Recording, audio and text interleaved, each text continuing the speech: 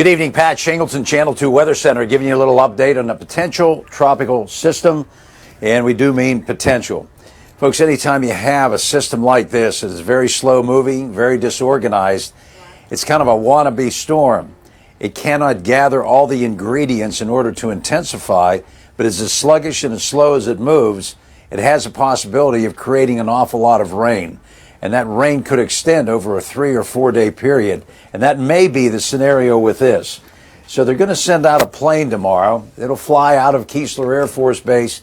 It'll investigate that. So once wheels are up on that, they'll get a little bit better handle of what's going on.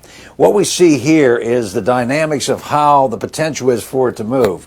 Ridge of high pressure here, circulation, circulation, and circulation.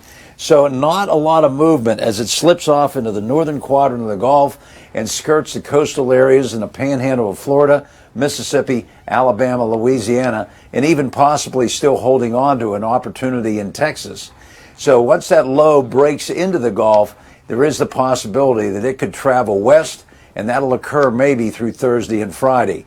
But where this area could be, directed by the high pressures, keeps it right in that area close to Texas and Mississippi, Texas to the left or to the west, and Mississippi to the east. So that is the reason why it has a potential of tossing down an awful lot of rain.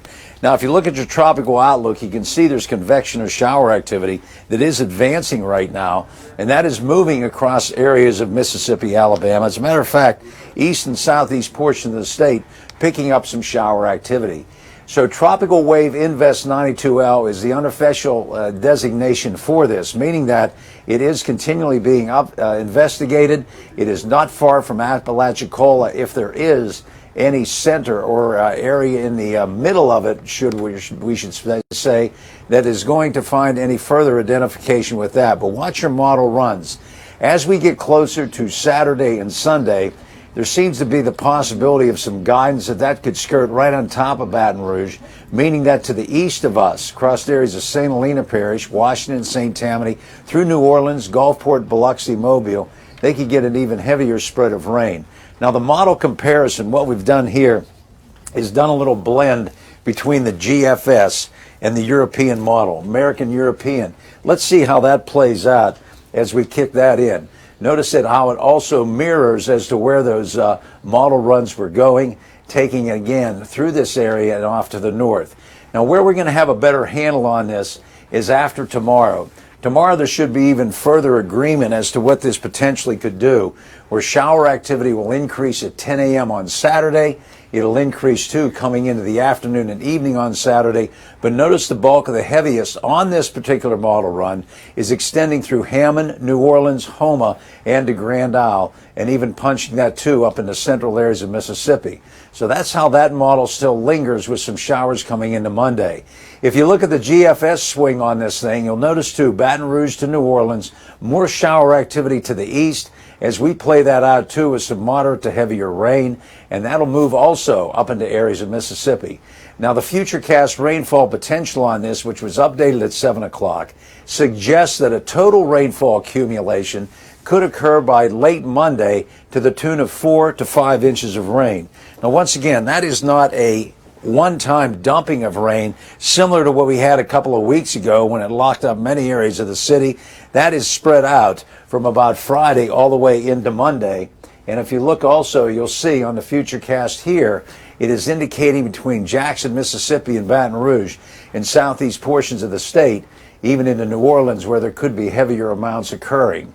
Your water temperature in that area is running between 85 and 83 degrees, meaning that any system in there certainly has enough fuel to grow vertically. But what is going to create the problem for this thing to grow vertically is what we call shear, wind that is cutting off the top of that system, preventing it from expanding off from the ground, obviously, into the atmosphere or vertically. So that's one of the ingredients there that's preventing this from doing just that.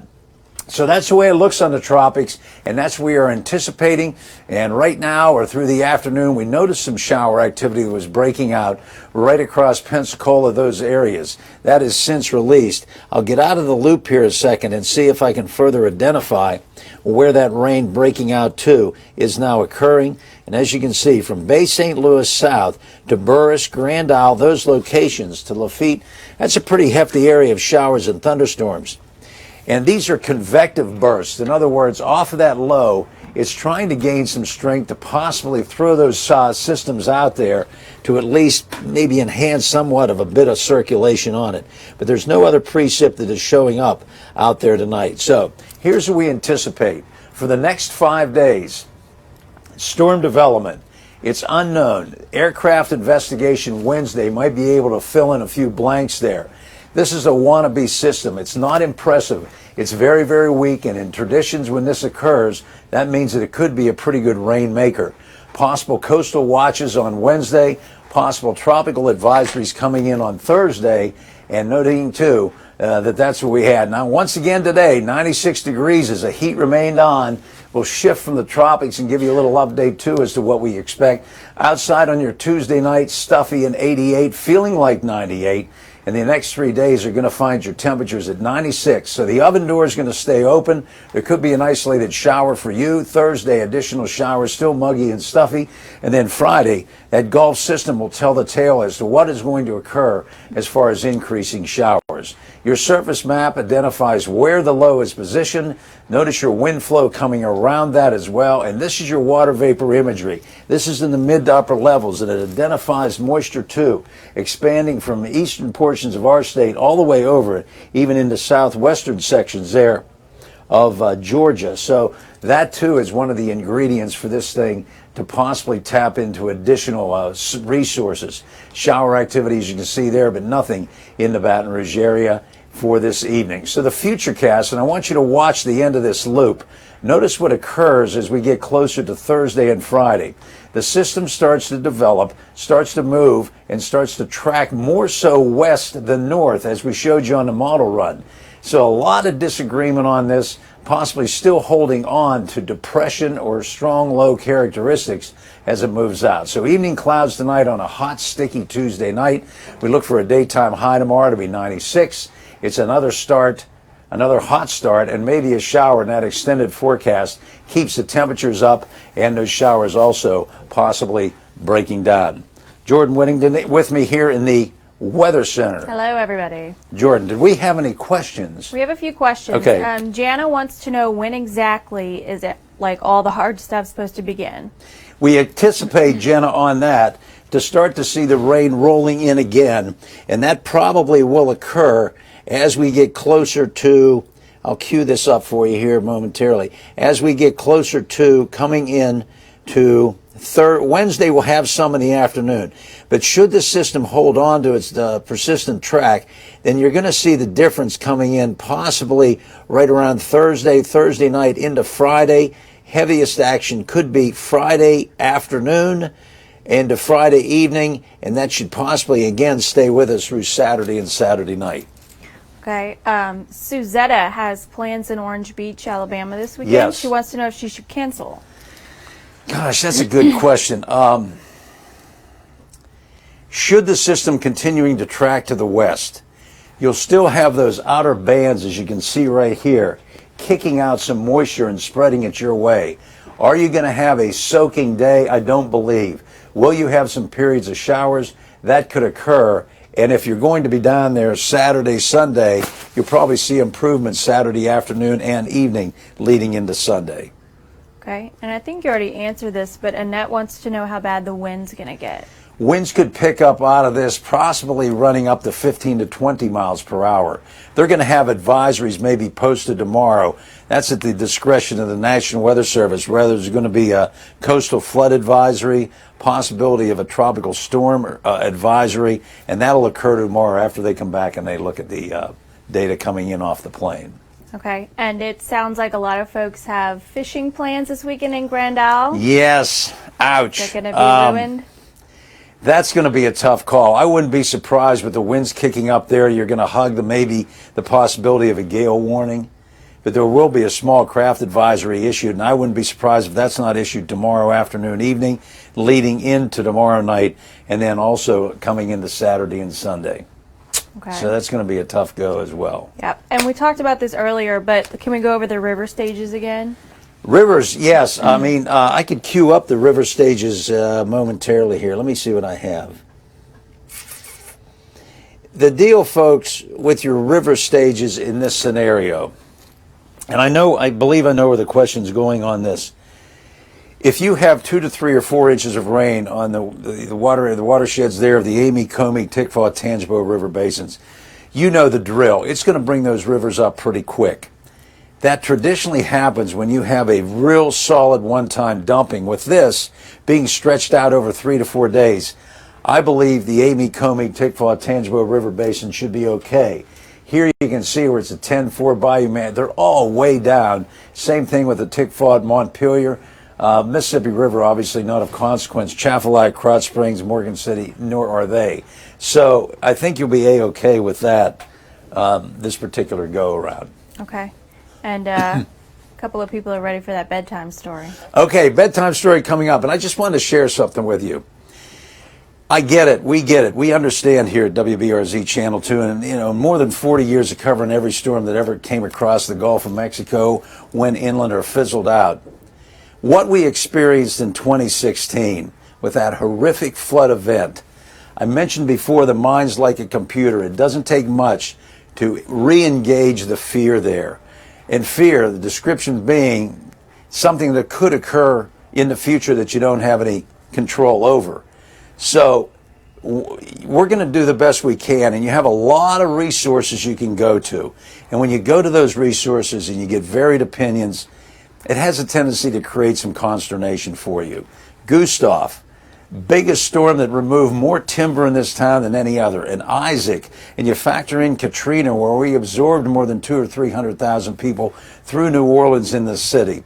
And then you factor in also going back to Andrew. As I mentioned earlier, I remember we were off the air and I took a break to go home and check on the family. And gosh, over there in Cyril Avenue and Seven Oaks, the trees just down like matchsticks. So it regenerates that for you too. But tomorrow we should have a better handle on this once we get the data back from that airplane investigation when they send the recon plane in, and we'll be able to spin that your way too. So sounds good. there we have it. Okay, tonight's book. Hey, Jordan, you might have to help me by zooming in on the camera. Hey, maybe Luke. Hey, Luke, can you fix this camera for me? I left this light. Okay, the book I'm going to do is one of Jordan and I and Luke's favorite. Hey, Luke, how you doing? Everybody say, hey, Luke. And so it's called If You Give a Moose a Muffin. How many of you read this? Geez, there's a lot of people who have read it. I didn't realize I would have got another book. Okay. How you looking there, Luke? You want me to zoom in? Yeah, zoom in on the book. more. Yeah, get the book. That'd be better if you get the book rather than my ugly face. Let's see where I put it on this camera. It's right up there on the... You got There it? you go. All right, here we go. Okay, you got the kids all gathered around for the book? Everybody ready? What's it called again? If You Give a Moose a Muffin by Laura Joffe Numeroff, illustrated by Felicia Bond and Jordan Whittington. Okay, here you go. We're on 2+ also, huh? If you give Facebook, we're on 2+. Okay. a moose a muffin, there's the moose. Here, his name is Luke. He's over here. So he's tossing out the muffin to the moose. He'll want some jam to go with it. So here's the moose coming in the door. He's got the muffin in there. And sure enough, Luke is real excited there because now he wants jam. So you'll bring out some of your mother's homemade blackberry jam. When he's finished eating the muffin, he'll want another, and another, and another. When they're all gone, he'll ask you to make more. That's a real pig moose there. Look at all the muffins. 2, 4, 6, 12 muffins that pig moose ate. You want to go to the store to get some muffin mix, and he'll want to go with you. So here you are breaking in the store with a moose. When he opens the door and feels how chilly it is, he'll ask to borrow a sweater. It's a good thing it's not a coat like Pat's Coats for Kids. When he puts a sweater on, he'll notice one of the buttons is loose. He'll ask for a needle and a thread. He'll start sewing. He'll start sewing the button. The button will remind him of the puppets his grandmother used to make. The moose's grandma made puppets. So he'll ask for some old socks. He'll make sock puppets. How many of you made sock puppets? Aren't they great? So anyway, he'll ask for some sock puppets.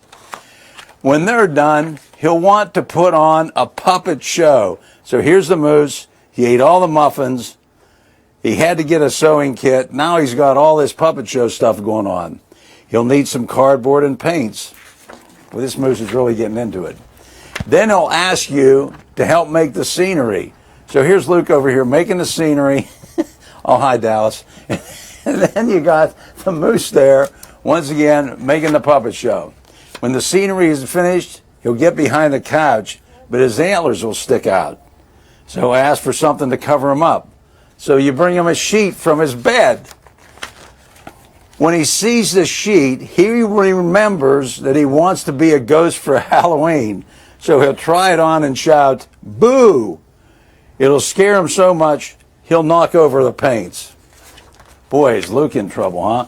So he'll use the sheet to clean up the mess. Then he'll ask for some soap to wash it out. He'll probably want to hang the sheet up to dry. He'll go outside to put it on the clothesline. When he's out in the backyard, he'll see your mother's blackberry bushes. Seeing the blackberries will remind him of her jam. He'll probably ask you for some. And chances are, if you give him the jam, here it comes. He'll want the muffin to go with it. There you have it. That's your story for tonight, kids. Get a good night's sleep. No school tomorrow. Sleep in. All right. Well, there we are. Thank you, Jordan. Hey, thanks, Luke.